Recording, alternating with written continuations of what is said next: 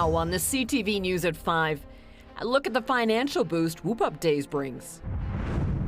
Plus, the province backtracks on changes to its new expense disclosure policy.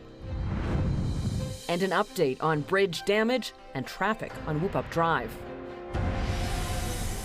Telling your stories. CTV News Lethbridge with Jackie Scantlebury. Good afternoon. Thanks for being here. With WhoopUp Days in full swing, the local economy is already seeing a boost in people spending at the grounds, restaurants, and travel. As the city's biggest summer festival continues to grow, so does its impact on the local economy. Our Carson Marsouk takes a look at when WhoopUp Days began and where it is today. There was no Midway when WhoopUp Days came to be in 1897, and it wasn't actually called WhoopUp Days. We're the fourth oldest agricultural society, and it really was a way of promoting your community. You actually had to get permission because this is before the province of Alberta. The lieutenant governor of the territories had to give you permission. You had to have at least 85 members. Everybody had to pay $1 to join. In 1897, the first agricultural fair took place at Queen Victoria Park. In 1904, the first parade occurred, and 7 years later, the festival moved to its current site. Midway and rides began to arrive in the 1950s before the fair adopted its new name. They made the changes in 1966, 1967. It was supposed to be temporary. In 1966, the city of Lethbridge turned 60, and of course 67, Confederation of Canada. So they brought that name in as an idea to really celebrate those 2 years. And the size of the fair isn't the only thing to grow over the years. So too is its impact on the local economy. We're seeing our hotels full, our restaurants full, the shops are full. So it brings the outside world into Lethbridge, which is always fantastic. It's been estimated between $8 to $15 million is generated into the local economy each festival. Last year, more than 40,000 people went through the gates. The WhoopUp Days is really an opportunity for all type of businesses, nonprofit, public, private, to really show what their strengths are and how we all work together. That spending is a significant revenue source for the Lethbridge and District exhibition. Directly, it contributed a net roughly 60,000, which is great. Kim Gallucci says the way to increase that profit is continuing to grow the festival with different attractions. We want to grow into those local committees and start to expand what we offer during these five to 6 days, and hopefully we want to take it to 6 days, six full days. Carson Marsouk, CTV News, Lethbridge. There is plenty of new food available at WhoopUp Days this year. A new 6th Street Sweets is serving up fresh new offerings as well as a twist on a classic. Quinn Keenan tells us more. Set up just outside the agri-food hub, 6th Street Sweets is the newest addition to WhoopUp Days. It features new snacks and drinks like dirty sodas, street corn, and popcorn from the movie mill. I've heard great things. Dirty sodas are really hot this year. We learned that at Glow. They were a real hit at that event. So we've got the dirty sodas and scoops, so we're making floats here. But perhaps the most noteworthy addition is the new Jumbo Bite stand. They're smaller versions of the iconic jumbo ears served in a bag with your choice of dipping sauce. The Lethbridge Longhorns baseball team are once again running the stand to help raise money for their program. Yeah, we get it. It's a big contributor to our team, this volunteer work. The equipment previously used to make the jumbo ears was starting to get old and led to consistency problems. This new method is more straightforward and allows for a faster and more consistent cook. It's flowing way more smooth with the bites instead of the ears. I know people aren't jazzed about the change, but they're just as good. I think they're better. Volunteers noted some people were caught off guard by the new version of the sweet treat, but it still has the same familiar taste that WhoopUp Days attendees love. We've certainly caught a few surprises, but the reaction's been fantastic. It's still fried bannock, still rolled in the same cinnamon and sugar recipe as before. We've added some incredible dips and a little bit more of a fun packaging and fun size. 6th Street Sweets is open through WhoopUp Wrap-Up on Sunday. Quinn Keenan, CTV News, Lethbridge.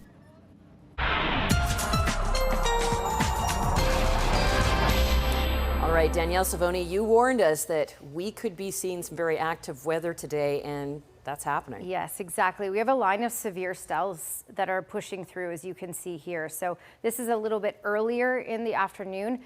Basically with this is tracking straight to the east. This does come with stronger wind gusts, and it comes with that larger size hail as well. This is why at this point, it's in Vulcan, but it's starting to track towards the east. Lomond, Brooks, you're going to see some of this. Lethbridge, you could catch the tail end of this as well. And then tracking over to Medicine Hat a little later. So this is the activity going on. Again, severe spells, so you do want to make sure you get indoors as these are approaching. Right now, it's 29 degrees in the Lethbridge area. We still have a lot of heat in all these communities in the far south, in the 30s for Medicine Hat and Milk River, for example. But this is a cold front that's moving through, and this will break the heat for us. So it'll be a different day for tomorrow. We'll talk more about that coming up, Jackie. All right, thank you, Danielle. Now, the province is backtracking on changes to its expense disclosure policy for senior government officials and will once again publicly disclose big purchases. The finance minister's office says cabinet directed the minister to bring back the previous policy. Rules quietly posted earlier this month removed a requirement for the premier, her ministers, senior staff and deputy ministers to publicly post receipts for expenses over $100. It also erased 8 years of previously available online records. The province called the change a safety measure to protect ministers who often stay at the same hotels, locations for accommodations will now be redacted instead. The Canadian Taxpayers Federation says public receipts are critical because Albertans need to know how their money is being spent. You'll want to know if your tax dollars are paying to rent a Corolla or a Corvette. You'll want to know if your tax dollars are paying for Subway sandwich supper or lobster and steak on your dime. So this is why detailed receipts matter. Cabinet is also requesting previously deleted expense reports be reinstated on the government's website. Farm Credit Canada is extending its trade disruption supports to canola producers. FCC says in light of new tariffs affecting canola seed exports, it's offering relief options for customers who meet lending criteria. Now, options include deferral of payments and additional loans up to $500,000. The new canola tariffs, which went into effect last week, saw China place an additional 75.8% duty on Canadian canola imports, causing strain for producers across our country. Details of the federal government's assistance plans have yet to be released. The City of Lethbridge has added more lanes of westbound traffic on WhoopUp Drive to help increase traffic flow and lessen delays. Starting today, the city says between 2 p.m. and 8 p.m., one eastbound lane will open to westbound traffic using the traffic diverters, similar to what was in place during the bridge rehabilitation project. The city says it will allow higher volume of traffic to cross the bridge during the busy afternoon. Now, as for the bridge itself, the city says it is still waiting for the assessments to all come back. The damage that did occur is not getting worse. We've stabilized the bridge. We've put in supports under the bridge to make sure it doesn't get any worse.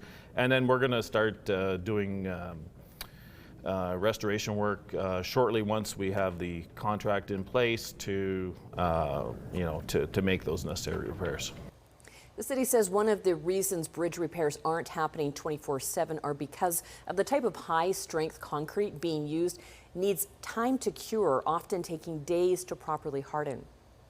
Several aging pathways across Lethbridge are set for replacement as part of an upcoming improvement project. Pathways at the Ravine Park, better known as the Sugar Bowl, Mount Blackiston Park, Gary Drive, and Nicholas Sharon Park will all see upgrades. The city says the upgrades will address wear and tear from decades of use, bringing the pathways up to current standards and improving accessibility, safety, and drainage. The Lethbridge and District Exhibitions powwow got underway today.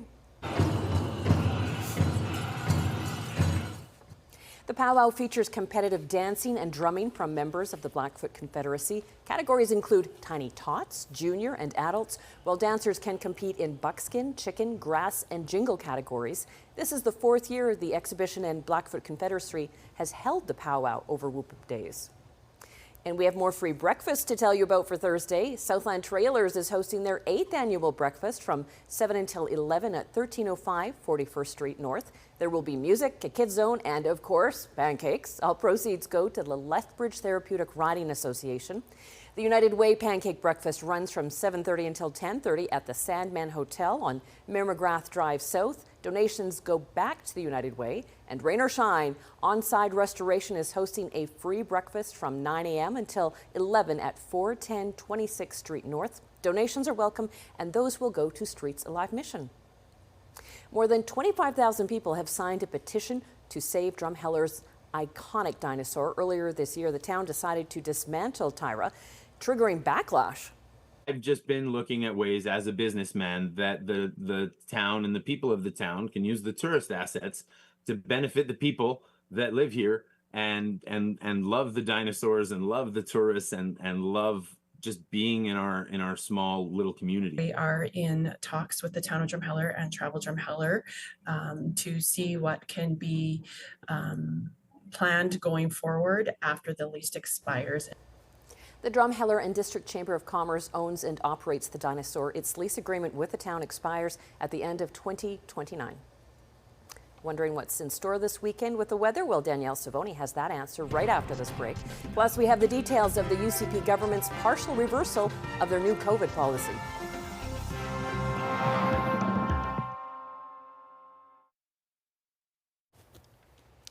Well, here's your sky cam facing west. This was at about 4:15 today. It's certainly an active day, and we have to talk about this because after today, it's quiet, it's calm. Temperatures will be a little more reasonable for a few days before they climb back up closer to that 30 mark once again. 18 was the high in Calgary, 20 in Edmonton so far today. In those lower 20s in through Ottawa, Montreal, in through Fredericton, Halifax. A lot of 20s out there today. And even some 30s to talk about. So 30 was the high so far in Lethbridge, 31 in Medicine Hat, and 30 in Milk River. And again, this cold front that's swiping through, because we have the heat, the further east it tracks, the more it can intensify because all the ingredients are in place. And this cold front is that lift that we need. The heat is the fuel. We got a lot going on today, but that cold front will snap that heat by tomorrow. So you'll notice a difference. It won't be quite as hot for the next few days. It is gusty as well as this pushes through especially. So far the maximum wind gust was 57 in Pincher Creek, 39 in Lethbridge, and 70 in Medicine Hat. And it could even get a little gustier than that as some of these cells whip through because they could come with 90 kilometer per hour gust, in some localized areas from these cells. Okay, so we do have severe thunderstorm watch in the yellow for pretty much all of southern Alberta. Lethbridge is included in that, and areas off to the west of that, Pincher Creek, Crowsnest Pass. Not looking at the intensity of this, but you could still see a bit of thunderstorm activity. This is starting to track towards the east, closer to the Brooks area, but here we go. Here's that line of storms that's tracking towards the east. And again, larger size hail is likely with this and already been reported with some of these cells. Certainly lightning, big downpours, and gusts up to 90 kilometers per hour. Now, when we look at the timeline here, by 8 o'clock, it looks like it will be something that basically up the QE2 into the east, they'll be dealing with, but in the far south, it should mainly be out of the way.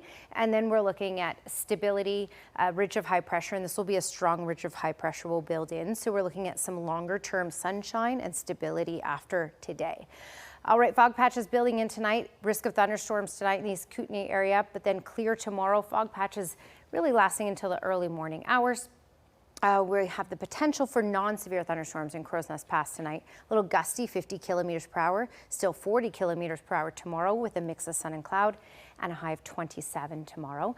Medicine Hat, you're looking at gusty conditions, especially for the next 6 to 7 hours, 50 kilometers per hour. Again, we could maximize this, get up to 90 with some of these storm cells that push through if it does arrive in your area. And then you have that thunderstorm activity arriving for the evening hours and then clearing out by the midnight hour. Sunshine in 24 to tomorrow, so a lot more reasonable temperatures. Fog patches, so thunderstorms possible this evening in Lethbridge, fog patches tomorrow, but then as you can see, it's nothing but sun and temperatures pretty reasonable for the next few days. We won't get close to that 30 mark until Sunday and Monday.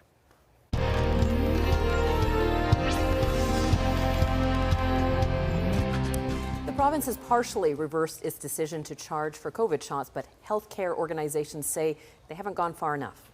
There was backlash after the province announced COVID shots would come with a cost starting this fall. Now they will be covered, but only for healthcare workers. Premier Smith claimed the new policy was meant to prevent wasting vaccines after revealing $135 million was spent on unused doses. Health unions say they're awaiting word on whether all healthcare workers, including family doctors and long-term care staff, are included, but say this is a step in the right direction. Didn't just make this course correction out of the kindness of their heart. They did it because workers and unions pushed back and demanded better. It is both in their best interest as well as the best interest of the patients to keep them healthy. Our members demand this change, and it just so happened that this announcement that came out in June fell right into the hands of our negotiating teams who've been bargaining the last 16 months. McGowan adds the Premier should abolish the policy of paying for shots altogether. Other frontline emergency workers, as well as teachers, they are both raising concerns. Still ahead on the CTV News at 5. If climbing trees makes you nervous, wait until you see this. The best of the best are meeting for the Tree Climbing Championship.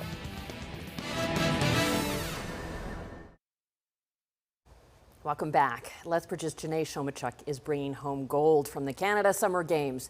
Shomachuk took top spot in women's hammer throw with a toss of 58.8 meters. That's about 193 feet. Shomachuk is part of Team Alberta at the Games underway in St. John's, Newfoundland and Labrador.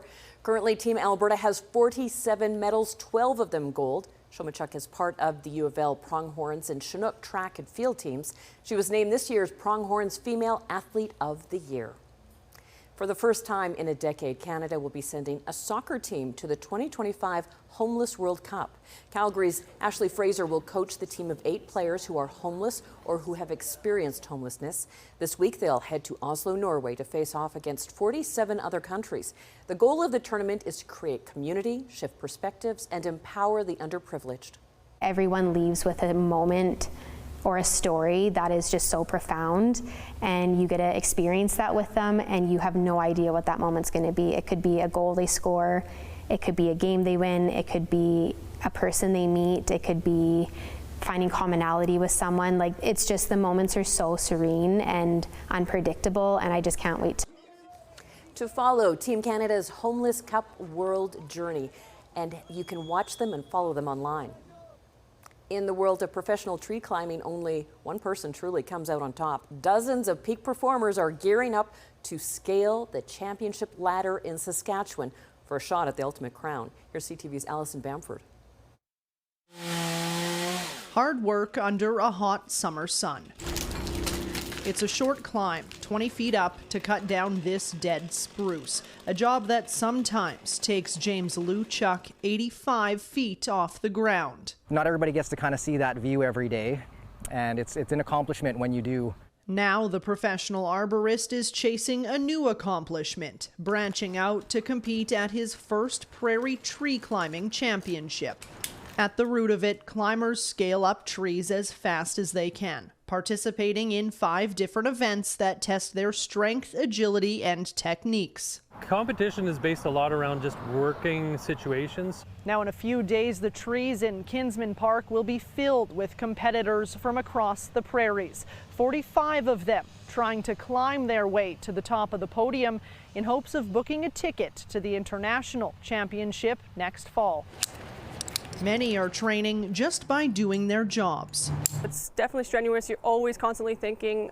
You basically get comfortable with being uncomfortable. It's a feeling that's always worth it once the job is done. Not everybody does this kind of work, but I love it. Once you kind of get to that top, where you get to remove that top, you kind of get an exhilarance. And Luchuk hopes to feel the same rush on the podium. Allison Bamford, CTV News, Saskatoon. Chinese motorcycle maker Cooey is shifting gears into the Canadian market, and its Canadian manufacturer's headquarters isn't in Toronto or Vancouver, but a small Alberta town.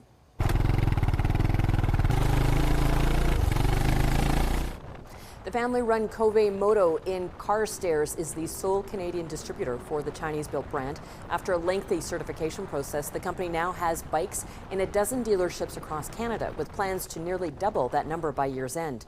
Cooey is making to overcome old perceptions of Chinese manufacturing. The company says its motorcycles are not affected by tariffs that could soon hit Chinese-made cars. China had a stigma and reputation of building not bad, but lower priced bikes, and you get what you pay for, in a sense.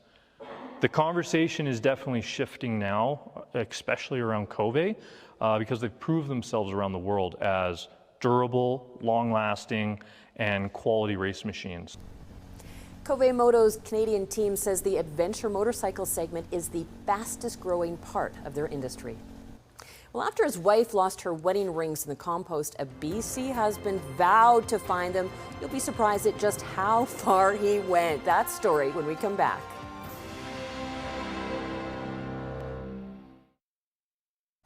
A BC man's treasure was literally in the trash. Well, at least his wife's wedding and anniversary rings were. By the time they realized it, the only chance to get them back was sifting through tons and tons of garbage at the dump. Sinjin Alexandra has that story.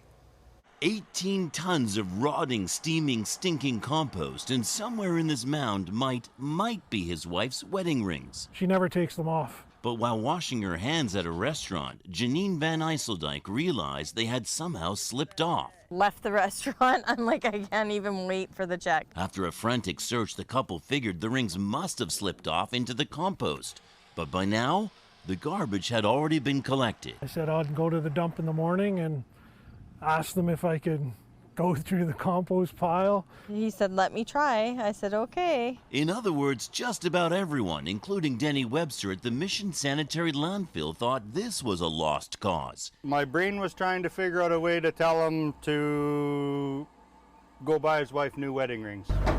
However, admiring the dedication, I was grabbing it from there. Webster dug out smaller piles for Steve Van Ijseldijk's smelly treasure hunt. When he has something on his mind, he makes sure he does it. Bit by bit, he began to recognize his own waste. A popcorn bag, he yelled out. Oh, there's my sausages. And if you can believe it, he suddenly had one ring.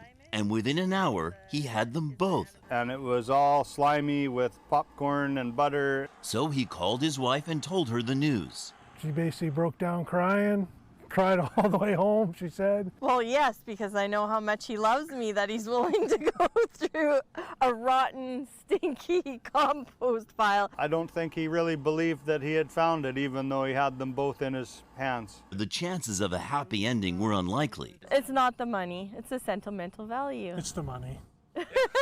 But Van Ijseldijk refused to believe the impossible. I think he would have dove in here if I wasn't here. Sinjin Alexander, CTV News, Mission. Thank you for sharing this time with us. Now here's the early edition of the CTV National News.